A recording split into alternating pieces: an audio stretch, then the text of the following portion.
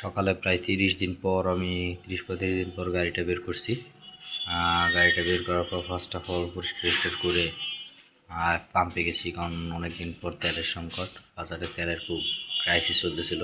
তো এখন তেলের অবস্থা একটু শিথিল হওয়ার কারণে পাম্পে গেলাম। পাম্পে গিয়ে প্রয়োজন মতো তেল নিলাম। তেল নেওয়ার পর চিন্তা করলাম কি যে অনেকই তেল পাইছি, যে কল্পনা করিনি যে এত তেল পাবো। তেল পাওয়ার পর চিন্তা করলাম যে একটু কিছুটা অকটেন বুস্টার নিয়ে নিই, কারণ অকটেন বুস্টার নিয়ে নিলে অনেকদিন তো গাড়িটা বন্ধ ছিল, তার উপর তেলের একটু ক্রাইসিস ছিল, যে কারণে কোনো তেল ছিল না বাজারে।